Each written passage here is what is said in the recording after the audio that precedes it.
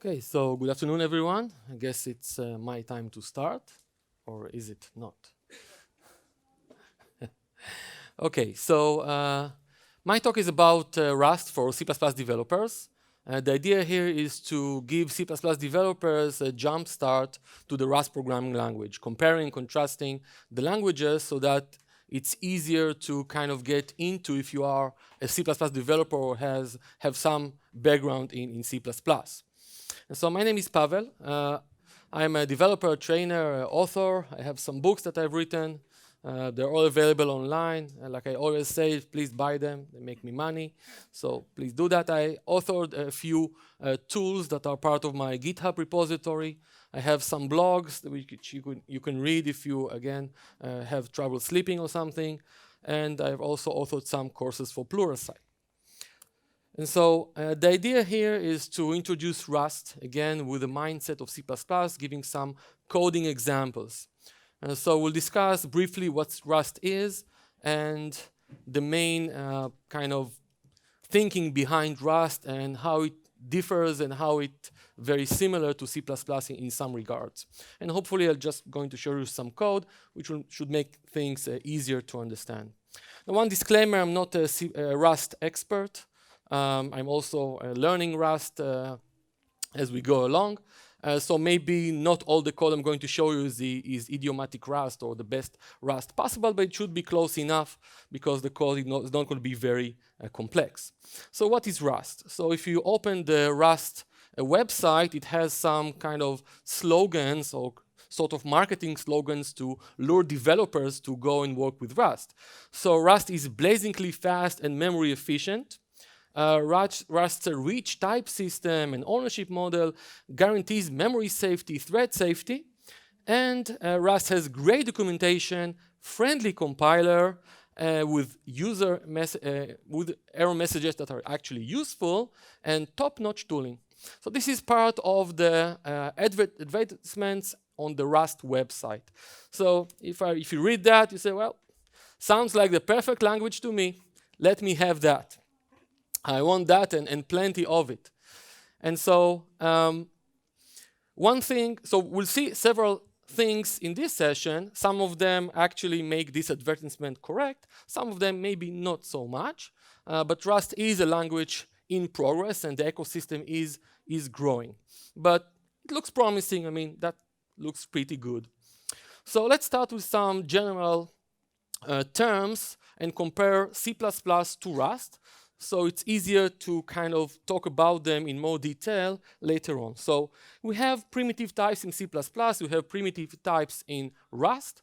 Rust also has associated functions or associated methods with these primitive types. Associated methods is comparable to static methods in C++. So if you think about it, what is static really? It means nothing. Associated methods looks a bit better. So we have primitive types. We have structures. And so in C++, you have struct and class keyword, which are essentially the same.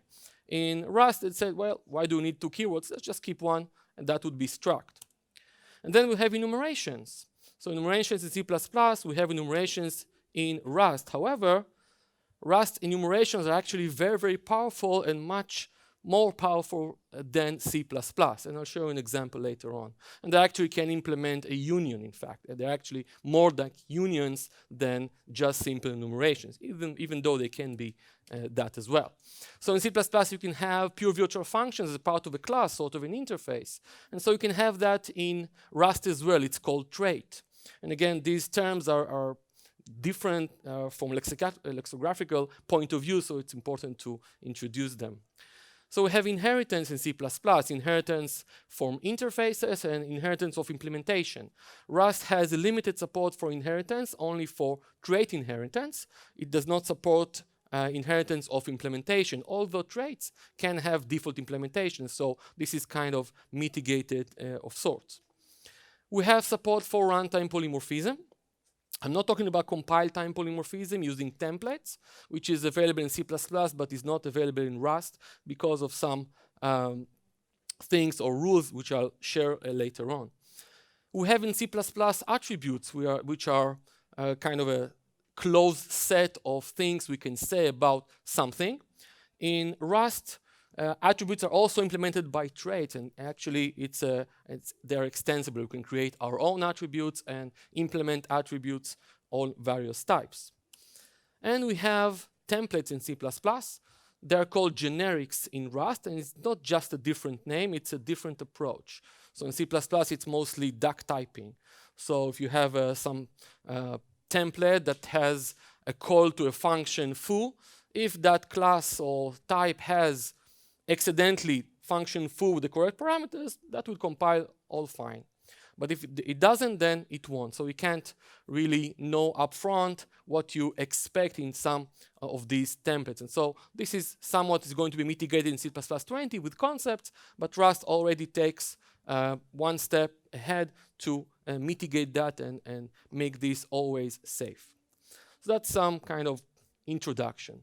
The most, I think, difficult part in grabbing with Rust is the idea of the ownership model. This is the fundamental change. I think this is the kind of the challenge from when moving from C++ or trying to understand Rust based on what you know in C++.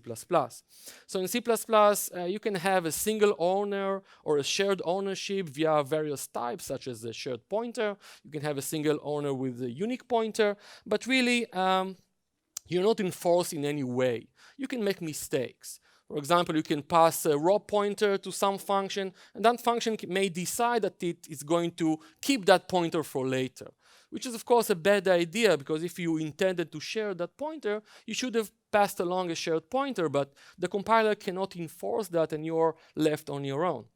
In Rust, you have a single owner model at the basis, and that's explicit. And we'll see that this is something that allows the Rust compiler to make sure we don't make mistakes. We don't make sort of maybe silly mistakes, but they're not so silly when you have a very large system on your hands.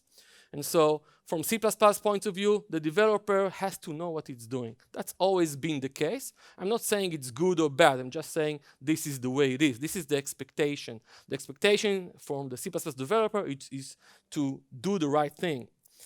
In Rust, the compiler is the one responsible for making sure we don't mess things up. And so we have something called the borrow checker in Rust, which is responsible to make sure that we don't do things in the wrong way. And I'll show you a few examples in a moment. And so in C++, we have assignments and copy construction. And by default, when we assign one value to another, they're just being copied. The copy constructor or assignment operator is being called unless we have an R value on our hands or use the move function and stuff like that. In Rust, this is kind of the opposite. So the model is everything is first moved. So if you assign something, you move the ownership from one variable to another variable. And so the previous variable now has nothing. If you try to use it, it will not work. And I mean, the compiler will tell you that you can't do that because it's no longer the owner of the object. And so what you typically do, you borrow the reference to the object to do some stuff with it and then kind of return it to the owner. So typically you're going to borrow references. And of course, the borrow checker will make sure you're not making a mistake. For example, you cannot borrow something and outlive the something that you're referencing. That can never happen. The compiler will make sure of that. In C++, it's your responsibility if you take a reference to something, so you will not use it after that something may already be dead.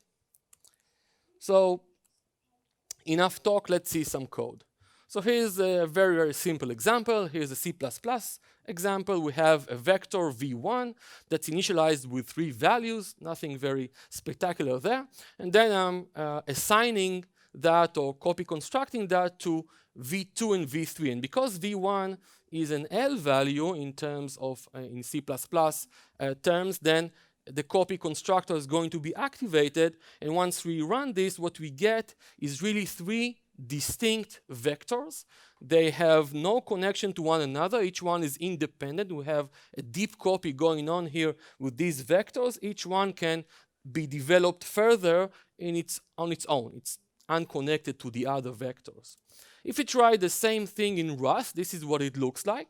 And so in Rust, we declare variables using the let statement. By the way, you'll notice that in Rust, all the keywords are as short as possible. So function is fn, and let is very short. So Rust is really about keeping things short. And what we see here is that we're initializing v1 using a macro. In Rust, when you see the exclamation point, it means a macro. It's not the same as a C macro. Don't worry about it. It's not some kind of copy-paste that the preprocessor does and then you're left to deal with the aftermath. It is something different, but for our purposes, it creates a vector with 3 numbers. Notice I didn't have to specify the type. Rust always, or at least does a lot of work to infer types automatically, but it is statically typed, so it's nothing like some variant or some JavaScript object that can grow. This is exactly a vec of I32, which is the 32-bit integer in Rust. And so now when we do something like let v2 equals v1, we actually transfer ownership from v1 to v2. So now v1 holds nothing. And then the third instruction, trying to move v1 to v3, will actually fail, but it will fail in compile time. And so we get this nice error from our Rust compiler. So notice, I mean, if you've ever done C++ development and you're using templates and you have a compilation error, good luck with that. So you're looking at the error and it's kind of maybe 200 characters long, and those braces, the triangular braces, are all over the place, and you're not sure what you have to do here. The Rust compiler is really different. And I think that statement from the marketing slogan at the beginning is completely correct. So it says, hey, value moved here in line 17, value used here after move. And so you're getting a very clear error message. And in many cases, the Rust compiler will also provide suggestions of how to fix that. And so really, I think I'm very happy with the Rust compiler because it really helps me to do the right thing. And so how can we fix that? So one way to do that is use a specific method on vec, which is called clone. And that's because vec implements a trait, or you can think of that as an interface or an attribute, which is called clone, which has a clone method, and it really just makes a copy of itself. And so now v2 is a completely independent copy of the vector. Same goes for v3, and then we get to the same place as the C++ code. This just to give you an idea of what the expectation in Rust code. So assignment is really moving. It's not copying unless you call a specific method, if, of course, that method exists. That's a very simple example to start with. So here's another simple example that shows you borrowing in action. So let's say I'm writing this function. So this is a function in Rust. You can see that functions are declared with the fn keyword. We give a function a name, and then the parameters are given in this way. There's the variable name, colon, and the type. In this case, I'm using the standard type string. And this is returning nothing, so I can just go ahead and implement that function. Notice, by the way, that the curly brace is on the same line. This is Rust good style. Now, most people like the curly braces on the next line. So I hate it. So I love Rust because of that, at least. All the rest is just nonsense. But the curly braces are the most important thing. And so now I'm in my main function, and I want to call this function.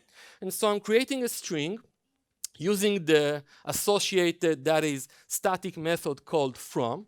And the reason I'm doing that, I'm not just providing the string using this static quote, is that because it will not actually give me a string, it will be something else which will not get into. So I'm going to create a real dynamic string which I can even change later if I wanted to.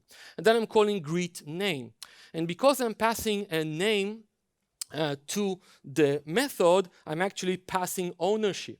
And so this code does not compile. Why? Because on the next line, I'm doing something with name, but name is gone. So it's now an empty, sort of pointing to nothing. There's nothing there.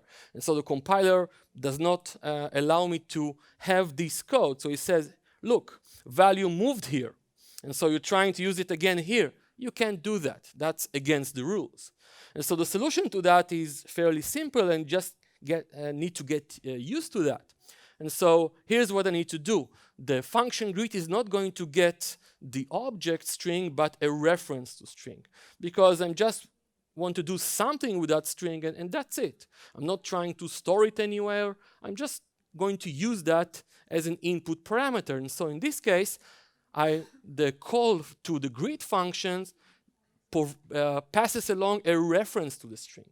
So I have to put that ampersand in the declaration of the function and in the call site where I'm calling the function. And then I can go ahead and use name just fine. So this is a simple example of borrowing a reference and using that temporarily. And the compiler will make sure that the lifetime of the reference is not outlive the lifetime of the object it is referencing. In this case, it's very simple to see, but there are some other cases which are much more complex.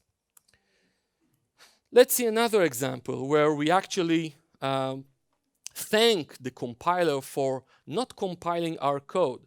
So here's some C++ code which looks fairly innocent. I'm creating a vector of string and then pushing a string in there. And then I look at that value in v0 and then just displaying that. Then I'm pushing another string and displaying the previous value again. So this looks innocent enough, but if you try to compile it, it compiles just fine. The compiler doesn't care about anything. If you try to run it, I try to run it on Visual Studio in this case, and this is what I got in a debug build. It says something bad has happened, there's an access violation. It's an error to get to a location which has the weird address DDDD with many Ds. Clearly that's not a good idea.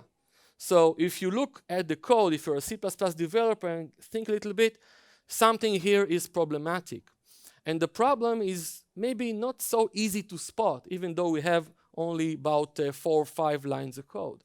And the problem is that the second push needed to increase the capacity of the vector, so it was relocated to another region in memory, and the existing strings were just copied there.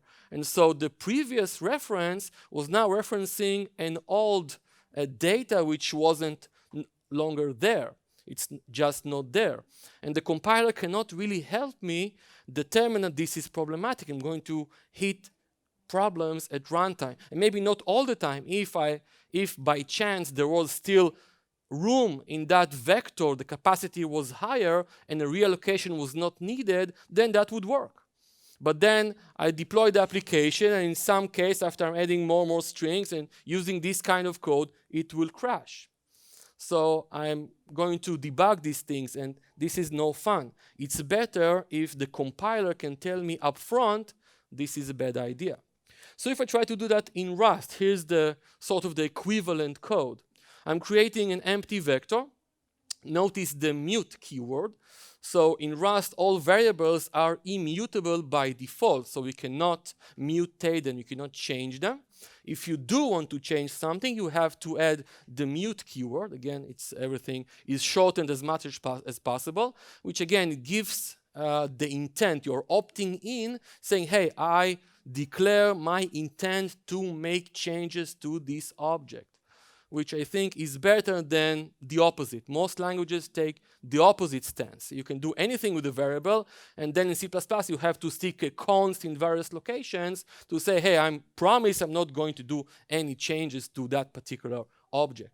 And so I have an empty vector here and pushing hello, and then I'm taking a reference to v0 in exactly the same way as the C++ code and printing that value. And then I'm pushing another value and printing the previous value as well. So if I try to compile that, I get another compilation error that says, hey, you borrowed a reference here immutably, and then you changed something here. So you mutated something while you have an immutable reference to the object. That's exactly a data race. And because of that data race, the compiler says, hey, I'm not going to allow that. So the compiler is, of course, very conservative, because it may be the case that this vector also has more capacity in it, and maybe that actually will not crash in runtime. But the Rust compiler is not taking any chances. So it forces the developer to do things differently to make sure that 100% that nothing bad will happen. So of course that means, as always in programming, there's no free lunch. You can't really get everything. So you do need to do some things differently, even if you can guarantee that that vector will not need any reallocation in this simple scenario. And so I haven't provided a solution here yet. We'll discuss that. Yeah.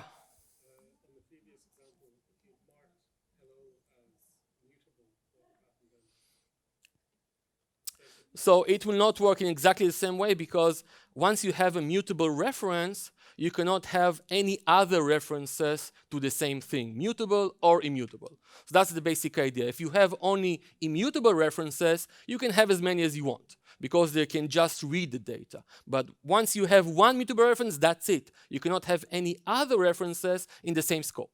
That's the idea here. Okay, so here's again some brief comparison from terms known in C++ to stuff that are implemented in Rust. And so this model of borrowing may seem like perhaps a good idea, but it looks kind of limiting, because how can I share an object between multiple elements, maybe multiple threads even? It's not good enough to have just a single owner, so we need something more. And so Rust provides this as part of its standard library. So for instance, in C++, we have unique pointer.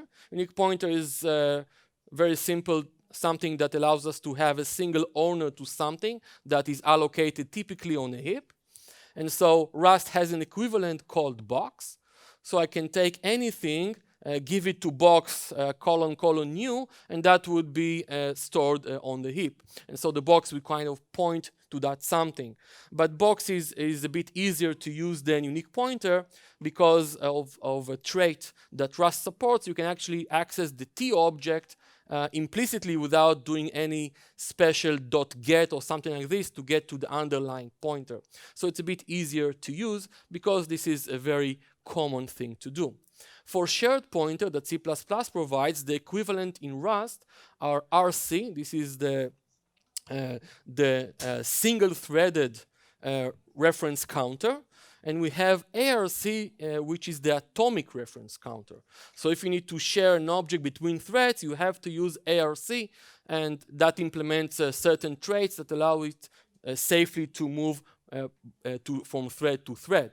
So these are kind of the terms that you can see here, which make things a little easier to understand. And so references exist in C++, of course, and as we've seen in Rust, references imply borrowing, and the borrow checker will make sure stuff is done correctly. And so the default in C++ is non-const. If you want something to be const, you have to explicitly specify that. In Rust, this is exactly the opposite. Everything is immutable unless you specify a mute, using mute keyword, that you want something to change. So let's see something a little bit more complex, perhaps.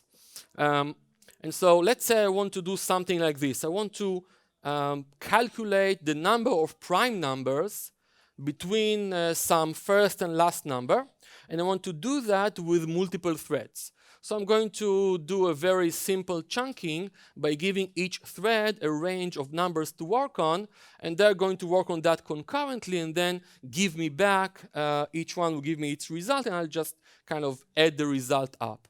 So that's a very simple, relatively simple thing to do in a multi-threaded world. And so how would I do that in C++? So here's is an example of how to do that. I have a simple isPrime function that just knows to calculate whether a number is prime or not. That's fairly straightforward. And here's the main function called calcPrimes. And so calcPrimes receive the number of threads and the range of numbers for which I would like things to work. And so the idea here is that I'm going to create several threads. Each thread is going to get a chunk, a from and a to work on, which I calculate here. And then it's going to run in a loop and check each one whether it's a prime number or not. And if it is a prime number, I'm going to push that into a vector I maintain here. Now, if you've done any, and then of course I have to wait for the threads to finish using the join method. And if you've done any development in threading, you probably realize there's a bug here. It's a very simple bug, but you do need to know how to solve it. So the bug is that the result here, the vector, is not thread safe.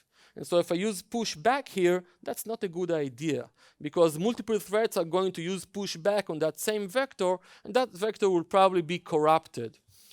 And so if I compile this code, the compiler says, okay, you're good to go. Everything is just fine. And at runtime, I'm going to crash. And so even if I know how to solve that, how would I solve it? So I know that in C++11, we have something called the mutex, which I can acquire before I push the value to the vector and then release afterwards. So here's a better version. So I have a fixed version here that does exactly the same thing, but we have a mutex here. And that mutex is going to be locked here using a lock guard, which is a RAI wrapper that takes ownership of the mutex, acquires the mutex, then releases that at the end of the scope. And within that scope, I'm using this method. And this actually solves my problem. But there's something here which is missing. And the missing thing is that, how do I know for sure I actually solved the problem? So the code compiles, I ran it several times, looks good, but who knows? Maybe in a different size vector, maybe with different number of threads, something will go bad. And the problem is that this mutex has no connection to the vector. So the vector is distinct, and the mutex is distinct. It is my responsibility as a C++ developer to use them together correctly. So in fact, if there's some call to another function here, providing that vector, some other function can take the vector and do something with it without the mutex. And I'm going to be in trouble again. And there's nothing to enforce that. The compiler has no idea.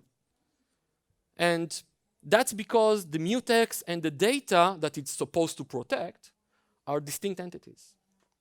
And so in Rust, things are different. Rust also provides a mutex, but that mutex holds onto the data. So if you want the data, you actually need to tell the mutex, please, Mr. Mutex, give me the data. And so they're actually together. So there's no way, simply no way, to access the data without a mutex, because the mutex really is protecting that data. So the model is different. So you can't really make a mistake. You cannot provide that vector to someone else. The compiler will not let you. It's not a runtime thing, it's a compile time thing. So how would that look like? So here's some Rust code in Visual Studio Code. So I didn't mention that. So if you want to get started with Rust, you have to install that, of course, which is fairly simple. Then you probably want to use some IDE. Otherwise, you'll be writing in Notepad all your life, and that's not much fun, Notepad or whatever platform you're working on. And so Visual Studio Code is one of those environments or IDEs which can work with Rust. There's a pretty good extension that knows how to work with that. So here's my isPrime function, just to just get some more acquaintance with syntax from Rust. So notice I'm calculating here the limit. That's the square root of my number, and that would be my limit for the loop. Notice the for loop in Rust uses really something like a range. So you can use iterators and stuff like that. So in this case, it says from 2 to limit, including limit. That's the equal here. So this is a range. And if the number is divided evenly, then we return false and we're done with it. And finally here, we're writing true. Notice there's no return true here. I can actually write return true, but it's more idiomatic Rust to just write the result that you want to return without the semicolon. And so the semicolon in Rust actually means something. If you have a semicolon, it means you don't care about the result. If you don't have a semicolon, then this is actually an expression that returns something. And so because I have to return a Boolean here, returning true is just fine. And so the code here is a bit more complex. I'm not going to talk about every little detail here, just to give you an idea of how that works. So if I try to do something like I did previously in C++, just saying, okay, let me get a vector here, maybe even with a mutex, but let's dispense with the mutex here and try to do something with the vector in that if statement, it will simply not compile. The compiler says, I can't do that. I can't just transfer ownership to a different thread at first, because there's no guarantee that thread is going to be alive while that vector is alive. Maybe the main thread will terminate before that, and then we're going to have a reference to something that is already gone. So the compiler will not let me make these silly mistakes. And so the fixed version looks something like this. My data is a new vector, but here I have a mutex that takes that data. And so the mutex is the owner of my data in a sense. So the data is hidden behind the mutex. So if I want to get to the data, I have to actually tell the mutex lock. Lock means acquire the mutex, please give me reference to the actual data while the mutex is locked. And when that variable goes out of scope after I do a push operation, then the mutex is released. So this is the general idea. And at the end of this loop, I want to get to the actual value again. I have to do lock here to get to the actual vector back and then return the size of the vector, because the purpose of my function is just to return the count of primes and not the entire list in this case. And so again, notice I don't have any return statement, just writing something, some expression without the semicolon. And so when I compile it and it compiles fine, I am guaranteed, I am confident this code is bulletproof. So it's going to run correctly anywhere, because again, the compiler is very conservative. Even if there is a tiny chance this could fail in some mysterious situation, it will not let me compile this code. Okay, so let's move on. Another thing I want to show you, which is interesting in Rust, are enumerations. So enumerations in C++ are fairly simple. It's just a set of values. You can specify the exact value, you can specify the size of that enumeration, whether that's 4 bytes or 2 bytes or 8 bytes and so on, but really there's not much to it. This is just a set of values. Now in Rust, enums are different. So they can be just like the C++ enums, that's not a problem. Here's the season enum that we've seen earlier in Rust style, which is practically the same. But enums can be more interesting. Here's an enum, which is a generic enum that works on 2 parameters called T and E here, that has 2 values which in themselves are really a family of values. So one of them is called OK with some object, and the other error with some other object. And so this is in fact one of the types in the Rust standard library which is used for reporting errors from functions. So the typical function that may fail should return result of something and something. So the first something is what happens if the method works correctly, what the type that is going to be returned. And the second something is a type of error. We should provide the error information in case something doesn't work correctly. And the actual return statement in that function are going to be OK something or error something. And so the calling code can look at that result, and there are in fact methods in enums. So enums can have methods, so it's easier to work with the result. So if maybe I want to look at the error, maybe I want to look at the result, maybe I don't care about the error because I'm pretty sure that's going to be fine, so I can use something like unwrap and just take the result, and so on. So it's a very rich thing to have. Another one which is very common is called option. Again, it's very common to have that as return type from functions, which is very similar to the C++ 17 optional type, which means either you have something or you have nothing. So if you have something, T will be the something, and the value is something, or you have nothing. So we get back the non-value from the enum. So here's a different example. Those of you who are old enough maybe are familiar with a language called Logo. Anyone programming Logo at some point in their lives? I did that at some point. And so in Logo, there's that thing called the turtle. Until today, I have no idea why it was called a turtle, because it was moving sometimes very fast, and it's very unlike turtles I've seen. But it is a turtle nonetheless. And so if I want to model that, for instance, here's one way I can do that. I can create an enum to specify what kind of commands this turtle can work with, what the things that it can do. So in C++, I would have to just have a set of values and then have some way, maybe some substructures that provide the actual data to some of the commands, maybe using a union. So here we get that for free. So I have a turtle command. Some of the commands here don't have any parameters, such as rotate right and rotate left. Some of them have parameters, such as forward and backwards, and even pen color can have another object that has three fields, R, G, and B, which are representing the RGB values of some color, for instance. And so here's how I can work with something like this. Let's see a turtle.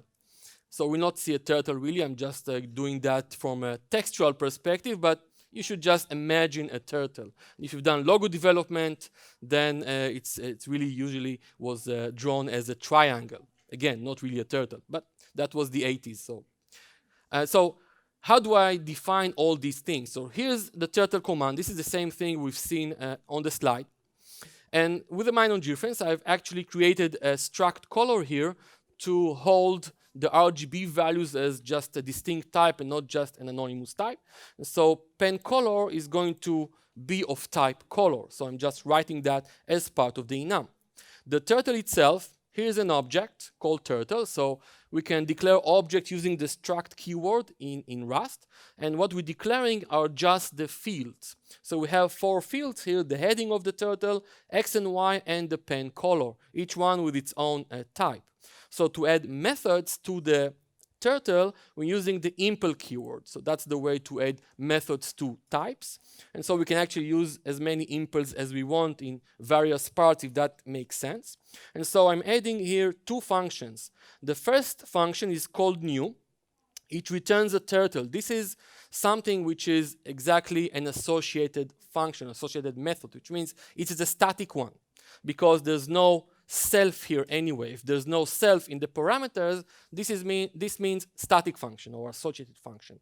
And so this should be sort of a creator for turtle objects. The name new, by the way, is not special in any way. You can call it anything you want, but it's very common to call the construction method new, the associated method new, and so I use the same idea. And so I'm going to return a turtle here.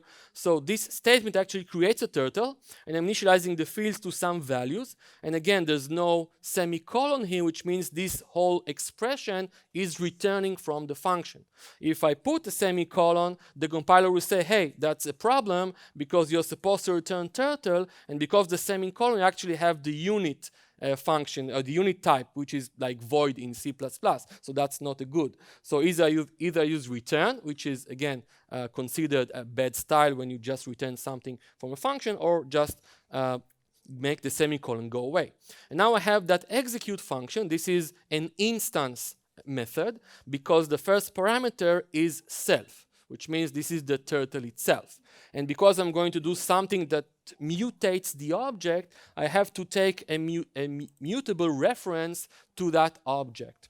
And then I'm accepting another parameter, which is the actual command. And so here we can see some of the power to the pattern matching capabilities of Rust. And this is really just the tip of the iceberg. And so I'm using the match expression to say, hey, which command is it? If it's rotate right, let's just change the heading by adding 90 degrees. If it's rotate left, let's just turn it left by 90 degrees. If it's rotate with some angle, let's use it. Notice the pattern. I'm getting whatever value is passed inside the command, inside the enum instance. Same thing for forward. I'm getting some distance. I'm doing some trigonometric calculations to move the X and Y of the turtle to the appropriate location. For backwards, same idea. In this case, I'm calling myself with forward with minus this. So I'm just using something I already implemented by calling it. And finally, for pen color, I'm doing something, just assigning the new color to the pen color I'm keeping as part of my object. So self here is like this in C++. And so one thing I should mention about match is that you must have all the options. So you have to exhaust all the options of the expression you're matching against. In this case, I exhausted everything, and there are other ways to deal with other values that I don't care about. Specifically, I can use something like the underscore, which really says whatever else remains, this is what I want to do, sort of a default in a switch statement in a sense. But of course, match is much more powerful than simple switch, as you can see already here. So now in my main function, I can utilize that. So this is what it looks like. I'm creating a new turtle by calling the associated method new, and then just using print turtle, which is a helper function printing the stuff about the turtle, and just executing various commands just to show that it actually works. And of course, I can build that and run that, and we'll see the various states of the turtle changing as needed. So these are enumerations, which I think is one of the coolest features in Rust. And of course, pattern matching goes along with it, but pattern matching is not just for enumerations, but it definitely is a good way to deal with enumerations. Okay, let's discuss traits. So traits is another nice feature in Rust. So traits is kind of a combination between interfaces and attributes in Rust. So we can declare a trait. We can think of that as a set of methods, perhaps, that need to be implemented by types. And so we can have then later structs that implement traits. And so these are sort of an interface, and this is the basis for polymorphism in Rust. So you can have, for example, a vector of some trait, and then I can just push into the vector various objects that implement that particular trait, which is the classic way of doing polymorphism in C++, just a different terminology in that case. We can also inherit traits, so one trait can inherit from another trait. This actually also is very common in the standard library. And in fact, some of the syntactic sugar in Rust is based on traits, which are used in some cases as attributes. Such as the debug attribute I've actually used in this piece of code. So if I'm using the debug attribute here on color, it allows me to then print something using this particular notation in a way that allows or is easy for a developer to see the exact values of the type without me having to invest in a print line sort of implementation for that particular type. And so this is basing this on a debug trait. So this is a trait used as an attribute. Okay. So let's see some examples. So here's one example. Let's say I want to write a function that accepts a vector of something and returns the largest item in that vector. And so we see several things here. One of them is that I need to provide some assurance to the compiler that this code can compile. That there's some chance for this to compile. Because if you were to do something like this in C++, what you see here is that the code is implying that these t values have to implement the greater than operator. And so the C++ compiler, when we see something like this, without, of course, the extra notations here, will say, okay, that's fine, I don't care. Once you actually use the function, I'm going to check to see whether that particular type you're using actually does implement the greater than operator or not. And then we'll see if it compiles or not. Rust takes a different approach. It's more like generics in C#, if you're familiar with that. You have to have these constraints. And so without these partial ORD plus copy traits, the compiler will fail the code, the compilation. Will say, hey, I can't be assured that all t's that may be coming to this function implement the greater than operator. There's no way. I know that not every t in the world, and maybe every t that will be invented in the future, will be able to to fit in here. And so I have to say, okay, the t's I'm allowing into this function are only those that implement the greater than operator, which is what partial odd or really defines. This is a standard trait from the standard library, and copy is needed as well because we're returning one value from the actual vector, which is passed by reference, and we can't just return something by reference. The lifetime would be crazy there. And so we need these two traits to be implemented. And in fact, there are several ways to specify that. There's some newer syntax in Rust 2018, but it doesn't matter from our perspective. So once we see this function, the compiler knows that every t that will be accepted to this function will make the function work for sure. And so that's very different than the duck typing that we have in C++ for templates. And I think this is one of the kind of nasty stuff in C++, and that's why we have const in C++ 20 to try to mitigate that. So if I look at a function, I know what it expects. Because in this example, if you look just at the signature of the function without that, those annotations in C++, you don't have any idea what the function expects. What kind of t's will make the function work. But looking at this, you know exactly what kind of t's will make the function work. So here's just a simple example of calling this function for a range of integers, because I32 implements partial odd and implements copy. So this would work. If it wasn't the case, the code would simply not compile.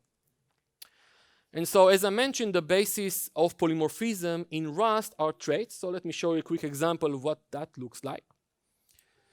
So here's kind of the classic school-like example. Here's a trait called shape. So you can think of that as an interface. It has two members. One of them is a method called area. Notice it has this self thingy, which means it's an instance method, and it's immutable, so it shouldn't change anything in the object. Same goes for as string. So this returns F32, which is like a float, and this returns a string. So this is just a trait. This is just some definition. And I can create as many implementations as I want for this particular trait. So this is how this might look like for several shapes. So here's a struct rectangle, here's a struct ellipse, here's a struct circle. When we define them, we don't specify any trace for them, and then we can start implementing them using the impl keyword.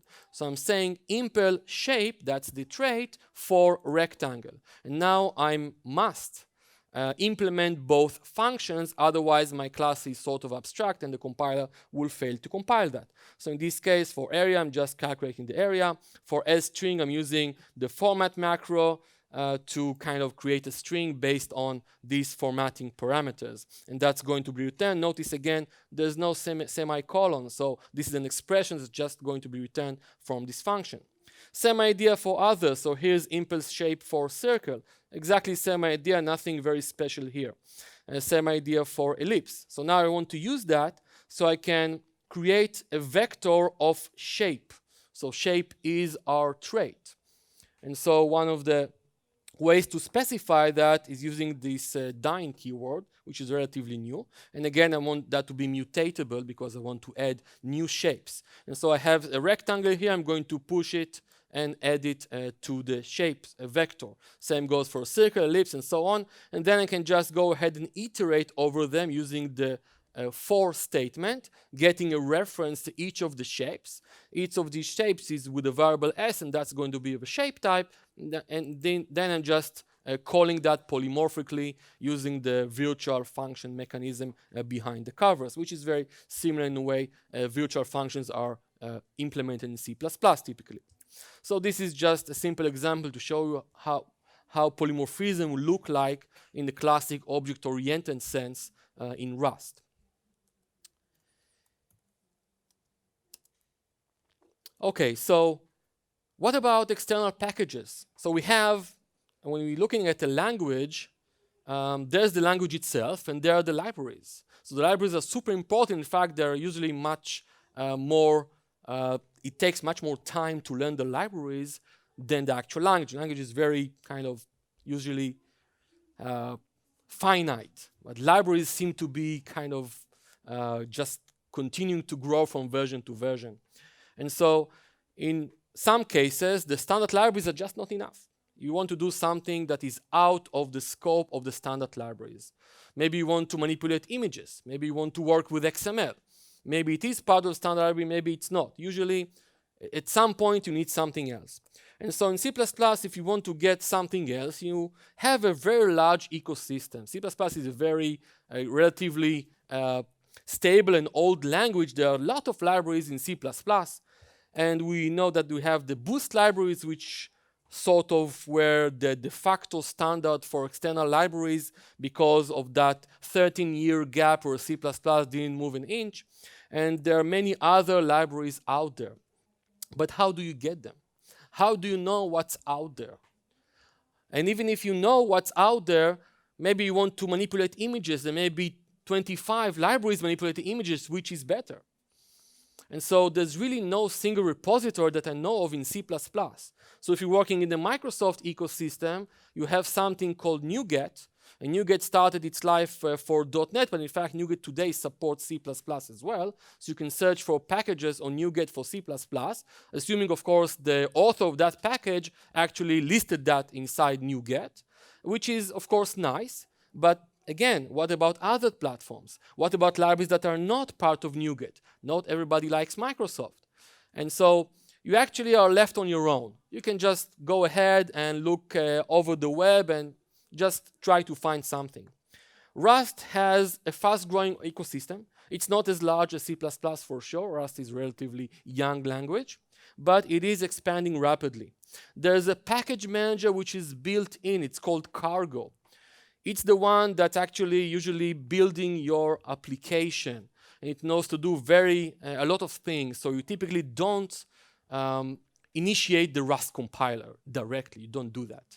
You initialize Cargo. You tell Cargo, here's my project, please build it. And there's a file that tells the Cargo package manager everything it needs to know about your project. And so there's Cargo, and you can use crates. Crates are the packages in Rust. And there's a repository for that called crates.io. So that's an official repository where Cargo actually looks for a package when you need one. So let's say I want to do something that manipulates images.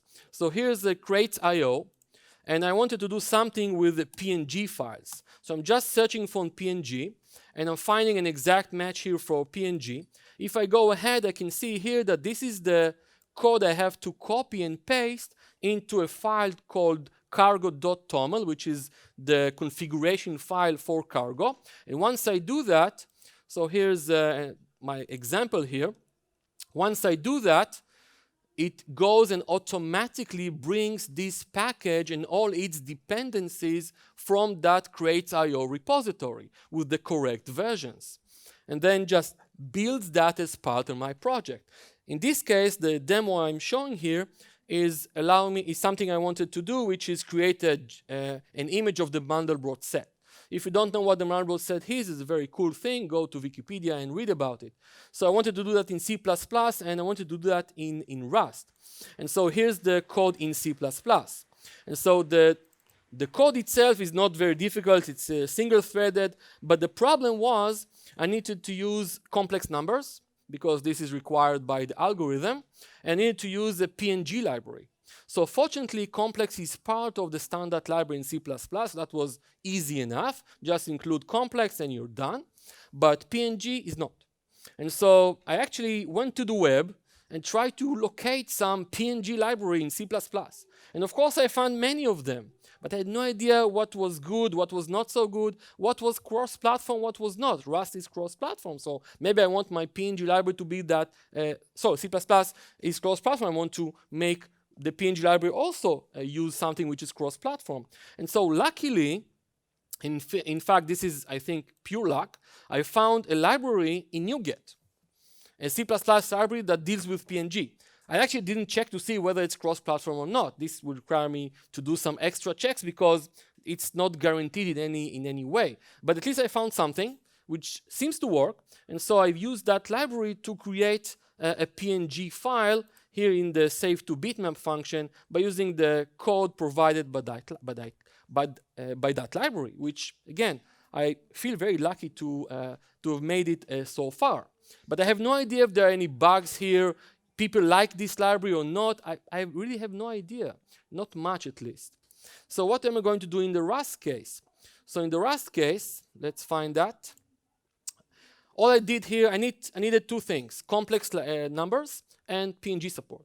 And so again, I searched in crates.io for complex numbers, and I found out there's this library that supports complex numbers. I just copied the version, and here you can see that already Cargo noticed that there is a newer version, and it maybe I should consider upgrading. So at this point, I decided not to upgrade. I was just before the session, so it's not a very good idea to upset the demo gods just before a talk. And so here's the PNG function. So PNG crate. And again, once I build that, Cargo automatically got the dependencies needed from the web, from the crates.io repository. And that was it. And all that's left to do is just use this functionality. And so here's my complex numbers. I'm creating some complex numbers. This is the build Mandelbrot function. I'll make this code available later if you want to look at that. But basically, once I have a proper image, I have a save image function here, and I'm using some functions from the standard library to open a file and stuff like that. But eventually, I'm going to use this encoder that is coming from that library provided by that crate that I downloaded. And so there's a single repository, and in fact, there's actually a very good documentation. That is also true from the advertisement point of view. And so there's something here called documentation. I can open that up and see examples, and all the types and methods or whatever is provided by that package. So I have a central location, which is very easy to work with. I don't need to hunt for libraries all over the place. This makes it just easier to work, and I feel safer working with something that is in crates.io and see how it was downloaded 200,000 times. That must be good. Maybe someone actually is using that, so maybe I should use it as well, so I have more confidence with that library. And so I wish C++ would have something like this as well. Okay, so let me sum things up a little bit. And again, maybe I was kind of pounding in C++ too much. That wasn't my intention. In fact, I had some difficulties working with some of these demos when I was creating them because of that ownership model and borrowing and stuff like that. And it does make the developer work a little bit harder. But it is, I think, eventually it is better to work harder while you're developing and have a code which hopefully is more robust and less likely to fail on client's machine when you're kind of deploying that all over the place. So I think Rust has its place, and as always, if you want to experiment something, just have to try it out. And I urge you to just try it out. There's really no harm. There are many languages coming all over the place, and most of them are really just changing some syntax, maybe adding some small idea. But I think Rust is different. It has really a good design, and it does provide something that other languages don't. And so maybe it's fighting C++ on the same space for native development, performance, but it provides productivity. So we'll see where that goes. But I think it is an interesting thing to look at. Even if you're not going to use Rust, you can get some ideas for your programming efforts in other languages. I know I did. Thank you.